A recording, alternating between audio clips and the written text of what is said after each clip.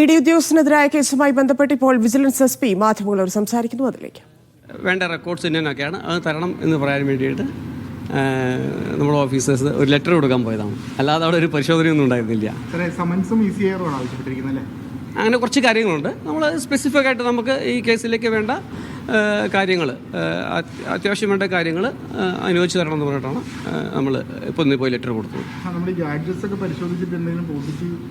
നമ്മുടെ വോളമിനസ് ആണ് ശരിക്ക്. പിന്നെ നല്ല ഡാറ്റയുണ്ട്. അപ്പോൾ കുറേ നമ്മൾ കവർ ചെയ്ത് കഴിഞ്ഞു. ഇനിയും നമുക്ക് ചെയ്യാനുണ്ട്. അതിൽ ഒരു ആപ്പിൾ ഫോണിൻ്റെയൊക്കെ കുറച്ച് ചെയ്യാനുണ്ട്. അത് ചെയ്തതിന് ശേഷമേ നമുക്ക് അതിൻ്റെ പൂർണ്ണമായിട്ടുള്ളൊരു റിസൾട്ടിലേക്ക് എത്താൻ കഴിയുള്ളൂ. അത് നടന്നു വരികയാണ്. ശേഖർകുമാറിൻ്റെ ഒരു ചോദ്യം ചെയ്യണോ, അങ്ങനെ സമ്മൻ ചെയ്യണോ, അങ്ങനെ എന്തെങ്കിലും തീരുമാനിച്ചിട്ടുണ്ടോ? ഞങ്ങളുടെ ഈ ഡാറ്റ അനാലിസിസിന് ശേഷമേ ഞങ്ങൾക്ക് പറയാൻ പറ്റില്ല. ഞങ്ങൾ ഇതിൻ്റെ നേരത്തെ പറഞ്ഞല്ലോ, ഇതിൻ്റെ യഥാർത്ഥ വസ്തുത എന്താണെന്ന് നമ്മൾ പരിശോധിച്ച് വരികയാണ്.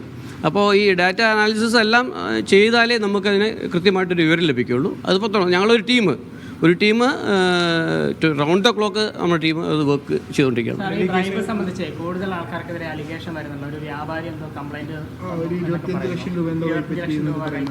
അത് സംബന്ധിച്ച് എന്തെങ്കിലും നമ്മൾ എഫ്ഐആർ ഇടുവോ അല്ലെങ്കിൽ എന്തെങ്കിലും?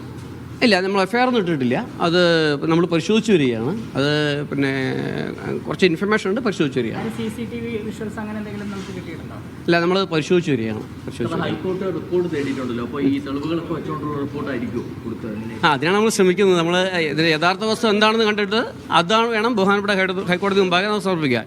അതിൻ്റെ ശ്രമത്തിലാണ് നമ്മൾ. അത് തീർച്ചയായിട്ടും ഇനിയിപ്പോൾ നമ്മൾ റിപ്പോർട്ട് കൊടുക്കേണ്ട സമയമുണ്ടല്ലോ, ആ സമയത്ത് അതിൻ്റെ തൊട്ടും പറയാം. എന്തായാലും നമ്മൾ ഓപ്പോസ് ചെയ്യും. ഇല്ല, ഞങ്ങൾ നോക്കൂ, ഞാൻ പറഞ്ഞല്ലോ ഉണ്ട്. ഞങ്ങൾക്ക് ഒരു ട്രാപ്പ് ഇപ്പോൾ ഉണ്ടായിട്ടുണ്ട്. അതിപ്പോൾ ജസ്റ്റ് നടന്നേ ഉള്ളൂ. ആ ട്രാപ്പ് ഉണ്ടായിട്ടുണ്ട്.